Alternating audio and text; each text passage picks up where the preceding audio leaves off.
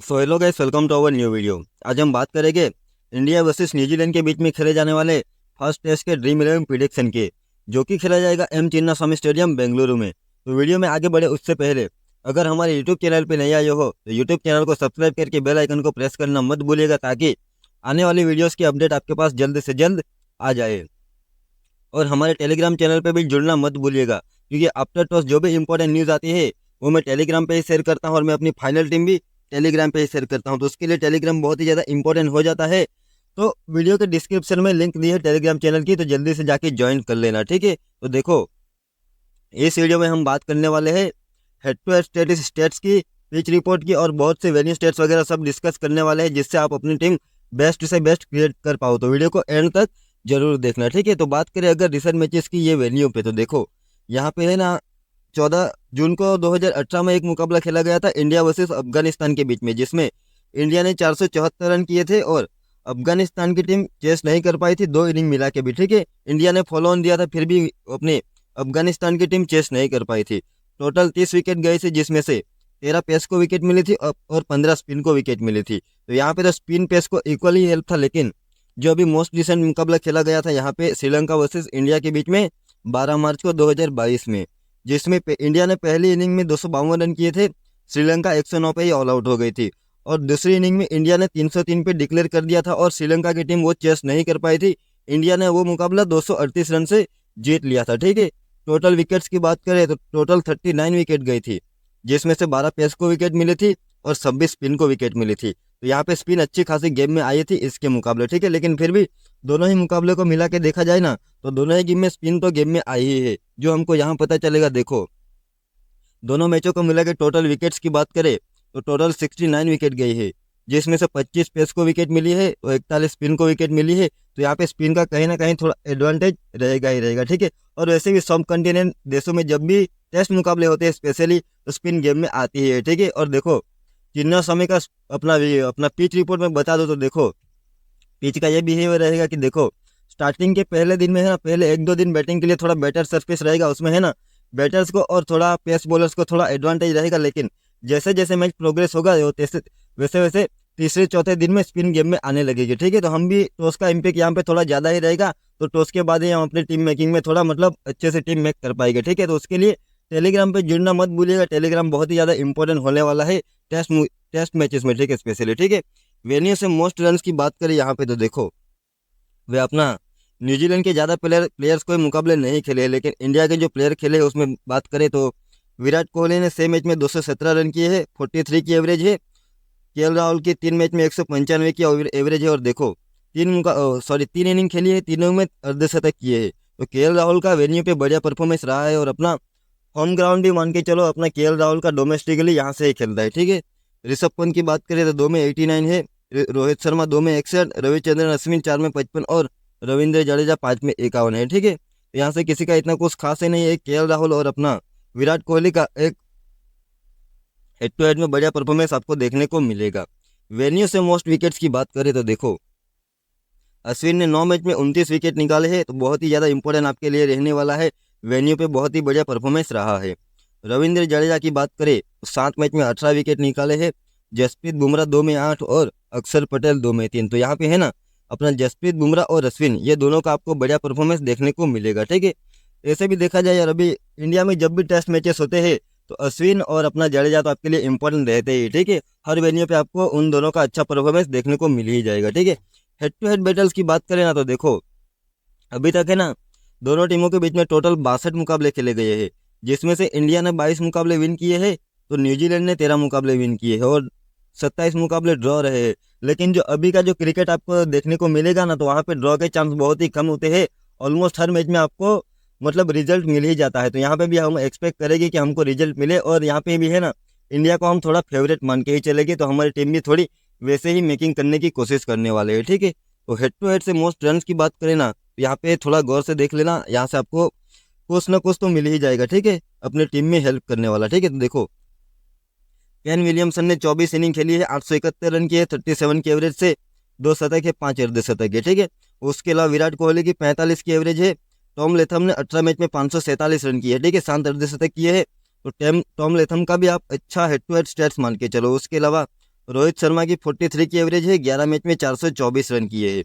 रविंद्र जडेजा की बात करें तो 14 मैच में 317 रन है। टीम साउदी का देखो बैटिंग से भी परफॉर्मेंस आया है, लेकिन फिर भी बैटिंग से इतनी ज़्यादा एक्सपेक्टेशन मत नहीं रख सकते हम लोग, ठीक है। अपना रविचंद्रन अश्विन की बात करें तो 12 मैच में 243 रन है। शुभमन गिल सेम में 180 है। बाकी उसके अलावा बात की जाए ना तो एक अक्षर पटेल की आपको 62 की एवरेज देखने को मिलेगी, जो कि सबसे बढ़िया है, ठीक है। लेकिन फिर भी अक्षर पटेल के खेलने के चांस थोड़े कम ही रहते हैं, जबकि अश्विन और जाडेजा अपनी फर्स्ट चॉइस रहने वाली है, ठीक है। तो देखो हेड टू हेड में है ना Williamson, Virat Kohli, Tom Latham और अपना रोहित शर्मा, ये 4 प्लेयर का आपको अच्छा स्टेट्स मिलने मतलब अच्छे स्टेट्स मिले हैं। उसके अलावा बाकी सबका डिसेंट ही है, ठीक है। ऋषभ पंत का ये वेन्यू पे सॉरी हेड टू हेड में इतना कुछ खास परफॉर्मेंस नहीं रहा है, लेकिन फिर भी रिसेंटली बढ़िया खेल रहा है अपना ऋषभ पंत, ठीक है। यहाँ से हेड टू हेड से मोस्ट विकेट्स की बात करें तो देखो रविचंद्रन अश्विन 17 मैच में 66 विकेट निकाले, जो कि बहुत ही ज़्यादा होती है, ठीक है। तो आपके लिए बहुत ही ज़्यादा इंपॉर्टेंट रहने वाला है, और जीएल में भी और स्मॉल लीग में भी कप्तान तो करके ही चलना है, ठीक है। उसके अलावा टीम साउथी की बात करें तो 21 मैच में 52 विकेट निकाले हैं। रविंद्र जडेजा 16 में 25, एजाज पटेल 100 में 17। और देखो एक मैच में है ना इंडिया के सामने 10 विकेट भी निकाले थे एक ही इनिंग में। तो एजाज पटेल भी आपके लिए इंपॉर्टेंट रहने वाला है, कोई इतना ज़्यादा फोकस करने वाला है नहीं। लेकिन देखो एजाज पटेल का भी मैं बता दूँ, एक कंडीशन में ही इंपॉर्टेंट रहेगा। वो कौन सी कंडीशन रहेगी ना, वो हम टीम मेकिंग की सॉरी टीम मेकिंग के टाइम पे थोड़ा डिस्कस करने वाले हैं, ठीक है। तो वीडियो एंड तक जरूर देखना, तभी आपको पता चलेगा कि कौन से प्लेयर को कब लेना है, ठीक है। मिचेल स्टैंटनर की बात करें तो 6 मैच में 10 विकेट है। अक्षर पटेल 4 में 9, मैट हेनरी 4 में से, जसप्रीत बुमराह 6 में से और मोहम्मद सिराज ने 2 मैच में 3 विकेट निकाले हैं। तो हेड टू हेड से आपको वही मिलेगा यार। देखो अपना अश्विन, टीम साउथ, ये 2 प्लेयर का अच्छा परफॉर्मेंस मिलेगा। उसके अलावा रविंद्र जडेजा, ये 3 प्लेयर का आपको अच्छा परफॉर्मेंस देखने को मिला है हेड टू हेड में, ठीक है। तो हम बात कर लेते हैं अभी इंडिया के रोल प्लस रिसेंट फॉर्म की। तो देखो फॉर्म से आपको बहुत कुछ मिलेगा, तो देखो फॉर्म थोड़ा गौर से देखना, ठीक है। तो देखो यहाँ से ऋषभ पंत की बात करें तो 9, 4 नंबर, 39, 109 और 7। तो 1-2 इनिंग अच्छा ही है, उसके अलावा डिसेंट ही है, लेकिन फिर भी अच्छा फॉर्म मान के चलो, ठीक है। केएल राहुल की बात करें तो देखो 68, 16, 22 नंबर और 37, ठीक है। बढ़िया पारी खेली है, डिसेंट ही फॉर्म मान के चलो। ध्रुव जुरैल की बात करें तो 93 नंबर, 15, 90 और 39 नंबर, ठीक है। तो अभी डोमेस्टिकली भी अच्छा परफॉर्मेंस करके आ रहा है, और जो इंग्लैंड के सामने कुछ टेस्ट मुकाबले खेले थे ना, उसमें भी आपको बढ़िया परफॉर्मेंस करके दिया था, लेकिन अभी खेलने के चांस थोड़े कम है, ठीक है। अगर खेलता है ना तो हमारे लिए इंपॉर्टेंट रोल प्ले कर सकता है, ठीक है। उसके अलावा रोहित शर्मा का फॉर्म इतना कुछ खास है नहीं। देखो बांग्लादेश के सामने 4 इनिंग खेली थी, चारों में फ्लॉप ही गया था। एक में भी देखो अच्छी पारी आपको देखने को नहीं मिले थे, लेकिन फिर भी आपके लिए थोड़ा इंपॉर्टेंट रह सकता है, ठीक है। यशस्वी जायसवाल का फॉर्म बढ़िया है, शुभमन गिल का फॉर्म बढ़िया है। विराट कोहली का भी यार देखो डिसेंट ही फॉर्म मान के चलो, क्योंकि देखो यहाँ पे 47 रन किए थे, यहाँ पे 29 नाबाद किए थे, यहाँ पे 6-17, 46 और 12। तो आपको इतना खराब फॉर्म नहीं देखने को मिलेगा, ठीक है।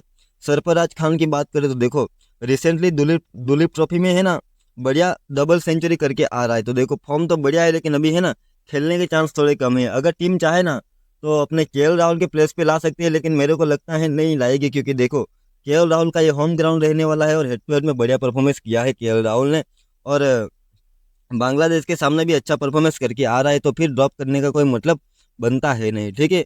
रविचंद्रन अश्विन का फॉर्म बढ़िया है, रविंद्र जडेजा का फॉर्म बढ़िया है, दोनों आपके लिए मस्ट हैवी रहेगी। उसके अलावा अक्षर पटेल अगर बाई चांस खेल जाता है तो वो भी आपके लिए इंपॉर्टेंट रोल प्ले करने ही वाला है, ठीक है। फॉर्म भी बढ़िया है, इतना कुछ खराब नहीं है।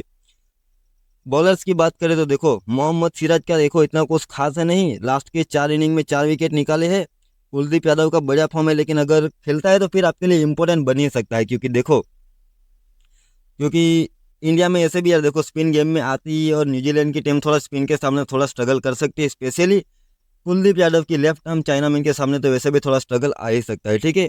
उसके अलावा आकाशदीप की बात करें ना तो बांग्लादेश के सामने थोड़ा अच्छा परफॉर्मेंस किया था, ठीक है। 2 विकेट, 1 विकेट, 2 और 0, मतलब लास्ट की 4 इनिंग में टोटल 5 विकेट निकाले। उसके अलावा जसप्रीत बुमराह का तो फॉर्म बढ़िया चल ही रहा है, तो बात करने का कोई मतलब रहता नहीं है, ठीक है। तो यहाँ से देखो आपके लिए है ना इंडिया के जितने भी प्लेयर खेलते हैं ना तो सब आपके लिए इंपॉर्टेंट बन ही जाते हैं, ठीक है। लेकिन कौन से प्लेयर कौन से सिचुएशन में इंपॉर्टेंट बनेगा ना, वो हम टेलीग्राम पे भी डिस्कस करते हैं, क्योंकि देखो पिच रिपोर्ट के बाद बहुत से मतलब चेंजेस करने पड़ते हैं हमको, क्योंकि देखो हमको वेदर फोरकास्ट देखना पड़ता है, पिच देखनी पड़ती है, और टीम का कॉम्बिनेशन वगैरह बहुत कुछ देखना पड़ता है। उसके बाद ही हम टीम मेकिंग कर पाते हैं, तो वो भी थोड़ा टेलीग्राम भी बहुत ही ज़्यादा इंपॉर्टेंट बन जाता है, क्योंकि देखो तो उसके बाद आधा घंटा रहता है हमारे लिए, तो उस पर हम तो यूट्यूब पे तो वीडियो अपलोड कर पाते नहीं है, तो हम वो टेलीग्राम पे ही आपको अपडेट करते हैं, ठीक है। तो वो टेलीग्राम आपके लिए इंपॉर्टेंट बन ही जाता है, ठीक है। उसके अलावा बात करें इंडिया के रोल प्लस सेशन फॉर्म की, तो देखो एवरेज वाइज देखा जाए ना, तो ऋषभ पंत की 44 की एवरेज है, केएल राहुल के 34 की एवरेज है, और ध्रुव जुरेल की 47 की एवरेज है, लेकिन ये डोमेस्टिक की है, ठीक है, लिस्ट की है, उसके सॉरी फर्स्ट क्लास की है, ठीक है। रोहित शर्मा की बात करें ना, तो देखो 105 मुकाबले खेले हैं, सॉरी 105 इनिंग है, 4179 रन किए हैं 43 की एवरेज से, 12 शतक है और 17 अर्धशतक है।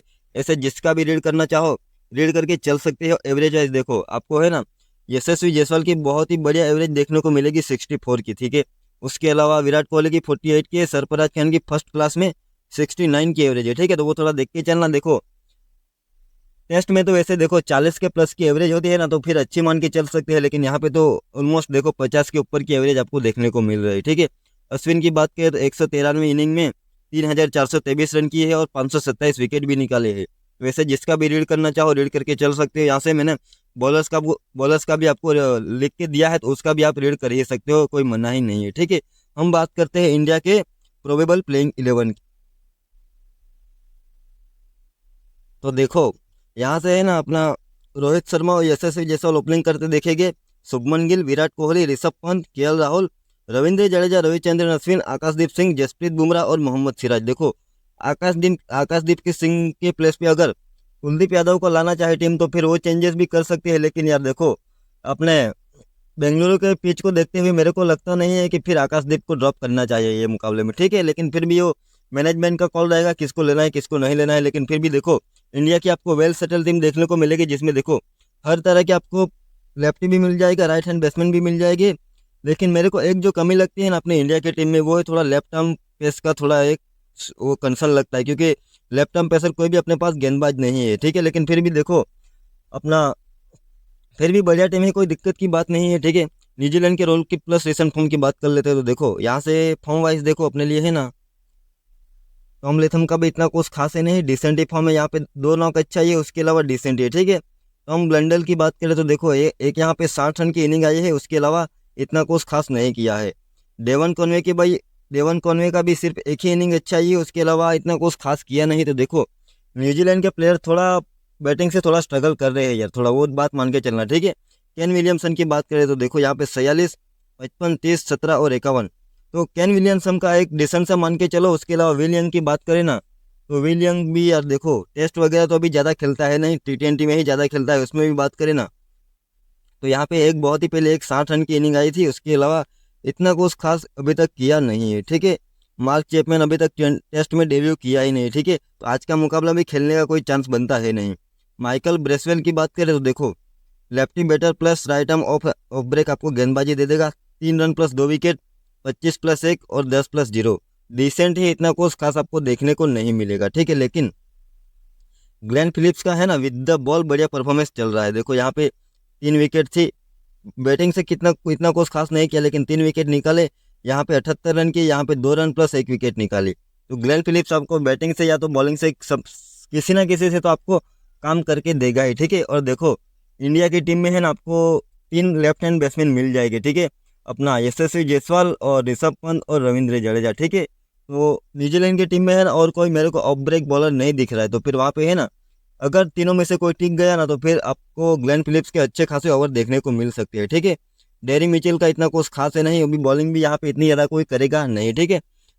अपना सचिन रविंद्र की बात करें तो देखो 10 प्लस 0, 39 प्लस 0 और 92 प्लस 0, तो बॉलिंग से इतना कुछ खास नहीं किया है, लेकिन फिर भी बैटिंग से बढ़िया फॉर्म चल रहा है, ठीक है। उसके अलावा मिचेल सेंटनर का भी बात करें ना, तो 29 प्लस 0, 67 और 2 प्लस 0 और 1 विकेट, ठीक है। तो देखो सेंटनर के रहते हुए है ना अपने रविंद्र के ओवर थोड़े कम हो सकते हैं, ठीक है। तो फिर भी अपना बैटिंग से बढ़िया फॉर्म चल रहा है ना, तो फिर रविंद्र आपके लिए इंपॉर्टेंट बन ही सकता है, ठीक है। यहाँ पे बॉलर्स की बात करें तो देखो बेन सीयर्स का इतना कुछ खास है नहीं, लेकिन मैट हेनरी का बढ़िया फॉर्म चल रहा है। यहाँ पे देखो 7 विकेट, 2 विकेट, 5, 3, 1 और 1, देखो बहुत ही बढ़िया फॉर्म से आ रहा है। उसके अलावा विलियम की बात करें, विलियम का भी बढ़िया फॉर्म चल रहा है, डिसेंट, मतलब देखो मल्टीपल विकेट निकाल के आपको दिए है, ठीक है। उसके अलावा टीम साउथ की बात करें, फॉर्म इतना कुछ खास है नहीं, लेकिन फिर भी क्वालिटी प्लेयर है और बहुत ही एक्सपीरियंस प्लेयर है, कभी भी परफॉर्मेंस कर सकता है। लेकिन फॉर्म वाइज देखा जाए ना, तो इतना कुछ खास नहीं है, तो थोड़ा ड्रॉप करने का रिस्क ले सकते हो, ठीक है। उसके अलावा एजाज पटेल की बात करें तो देखो 0 विकेट, 2 विकेट से, 2 से और 2। तो देखो जब भी विकेट निकाले है तो अच्छे खासे विकेट निकाले, ठीक है। लेकिन फिर भी यार देखो मेरे को लगता नहीं है कि है ना ये वाले इंडिया के सामने एजाज पटेल इतना ज़्यादा इफेक्टिव हो सकता है, ठीक है। क्योंकि यार देखो आपको दो तीन जो क्वालिटी लेफ्ट हैंड बैट्समैन है ना वो एजाज पटेल के ऊपर थोड़ा अटैक कर सकते हैं, तो एजाज एजाज पटेल को थोड़ा बैक फुट पे डाल सकते हैं। क्योंकि देखो एजाज पटेल के साथ साथ आपको मिचेल सेंटनर भी आपको लेफ्ट आर्म स्पिन करता देखने को मिलेगा और अपना रचिन रविंद्रा भी मिलेगा, ठीक है। तो फिर एजाज पटेल पे भी थोड़ा रिस्क ले सकते हो, ठीक है। फुल स्टेट जिसके भी रीड करना चाहो रीड करके चल सकते हो, कोई मना ही नहीं है, ठीक है। एवरेज वाइज देखा जाए ना तो देखो टॉम लेथम की 39 की एवरेज है, अपना टॉम ब्लेंडर की 51 की एवरेज है, उसके अलावा केन विलियमसन की 51 की एवरेज है। ऐसे जिसका भी रीड करना चाहो रीड करके चल सकते हो, ठीक है। देखो यहाँ पे बॉलर्स की बात करें ना तो देखो बेन सीयर्स ने 21 मैच में अपना 63 विकेट निकाला है, ठीक है। मतलब 37 इनिंग में 63 विकेट निकाले है। उसके अलावा अपना विलियम की बात करें ना तो 7 इनिंग में अपने 19 विकेट निकाले है। उसके अलावा एजाज पटेल ने 32 इनिंग में 70 विकेट निकाले हैं। तो ऐसे जिसका भी रीड करना चाहो रीड करके चल सकते हो। हम बात करते हैं अपने ड्रीम 11 की टीम की। तो बात करें अगर विकेट कीपिंग सेक्शन से देखो तो विकेट कीपिंग सेक्शन से आपको ऋषभ पंत मिलेगा जो कि विकेट कीपिंग भी करेगा। केएल राहुल मिलेगा लेकिन विकेट कीपिंग नहीं करेगा। डेवन कॉनवे भी एज अ प्योर बैटर ही खेलेगा। टॉम ब्लेंडल विकेट कीपिंग करेगा लेकिन इजारा इतनी ज़्यादा इफेक्टिव होने वाला नहीं है, ठीक है। तो आप है ना विकेट कीपिंग सेक्शन से सिंपली ऋषभ पंत को ही लेके चलेगी। बैटिंग सेक्शन से बात करें तो देखो रोहित शर्मा रहेगा, Virat Kohli, Kane Williamson, Tom Latham, ठीक है।